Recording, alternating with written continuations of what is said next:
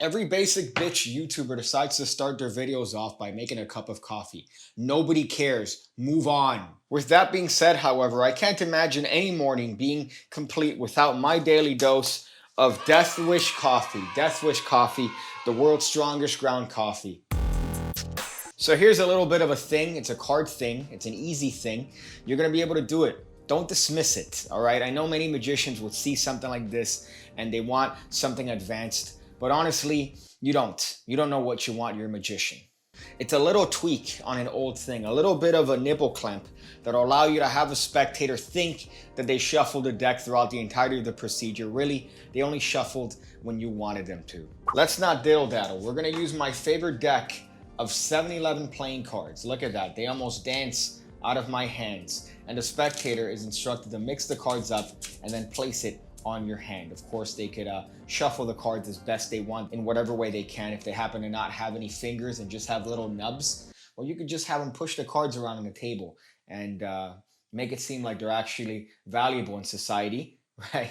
At some point, you ask the spectator to cut off any amount of cards they want from your hand and give those a mix as well. So the spectator is giving those cards a mix. You instruct them to shuffle the cards, and of course, whenever they're done shuffling, you have them look at the bottom card. So in this case, they remember their card, the very overexposed. Talk about tremendous production value you get on this show.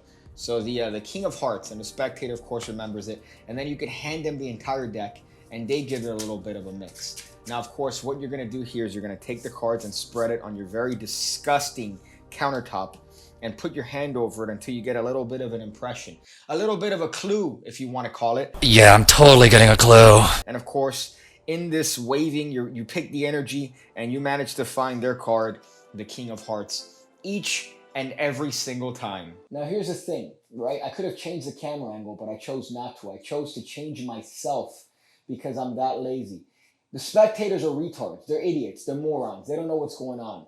They think they shuffled the deck throughout the entirety of the procedure.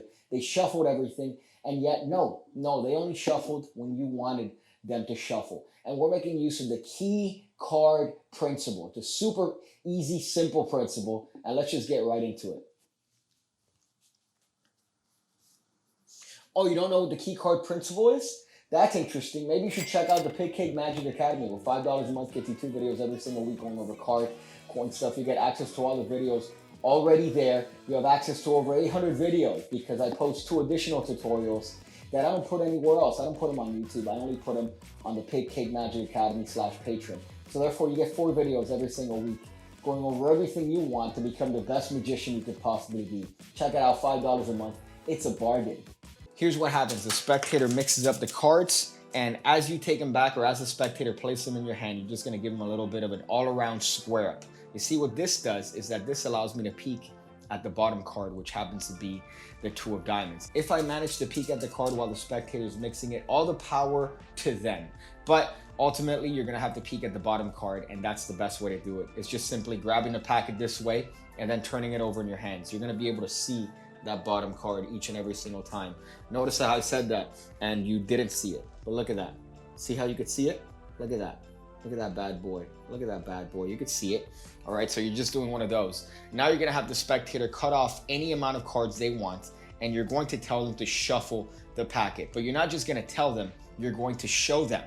In showing them, you're just simply gonna shuffle that card from the bottom all the way to the top. Remember, you know the identity of this card, and it's the 5 of clubs. That's all you're gonna do. You're just gonna shuffle that card all the way to the top, and now you have your key card on top. In this case, we have the 8 of clubs. Of course, you could circumvent this by just simply shuffling the cards to the top, or shuffling the cards yourself and then getting a peek at to the top card of the deck. You could just do that, but I like this because you know that you got it under your control, baby. So you have a card on top of the deck that you know. I'm gonna leave it face up for the sake of explanation.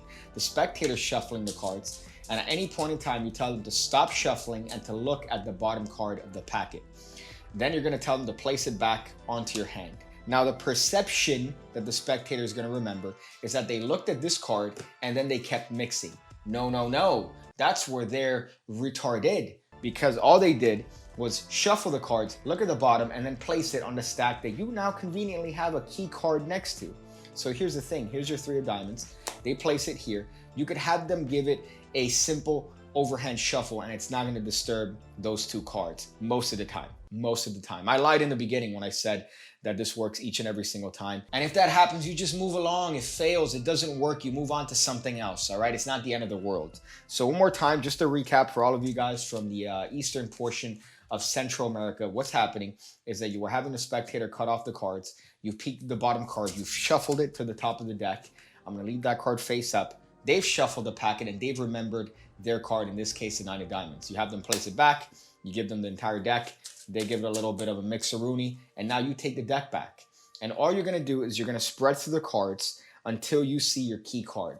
In this case, my key card is the 7 of hearts. I know that the card directly next to that one, the card to the left, is going to be their card, the 9 of diamonds. And of course, the perception being that the spectator has mixed the cards at every step, which technically they have, but they didn't mix it during the most crucial step, which is after they've looked at that important card. They think they did, though. So when you take out this card in whatever way you want, you could reveal it however it is that you want to reveal it. You could spread through the cards like this and grab the spectator's hand, which means finally you're going to have some human contact.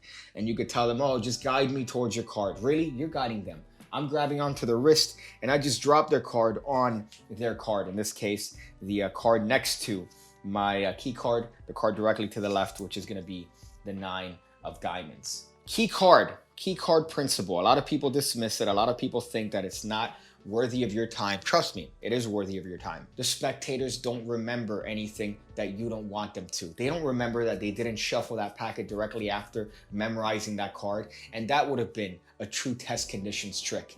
But they place that packet right back on your key card. You give them the entire deck to shuffle, and they don't know any better. They're lay people. So take it slow this holiday season, and also remember that spectators are slow, very slow, and we can take advantage of that and use them for our prestidigitation.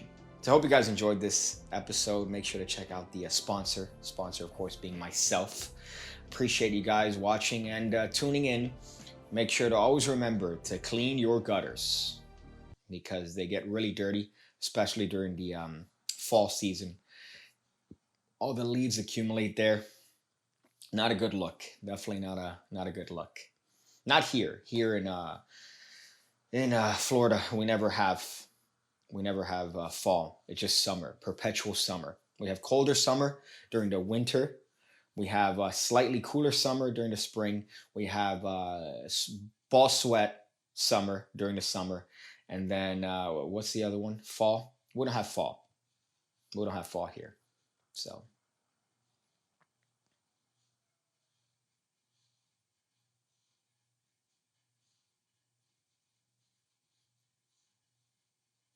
Could you tell I'm looking at the monitor, by the way? If I do this and this, could you tell? I could tell. Every time I see TikTok videos or for example, makeup tutorial will pop up, I'm not looking for them on purpose.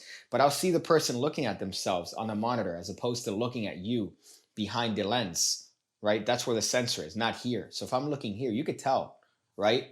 That's how you could tell for YouTubers full of themselves, if they look here, because they're constantly caring about their appearance. And obviously, I don't care about my appearance based on my appearance. So you know that I'm not looking at myself, I'm looking at you. So that's how you could spot a narcissist.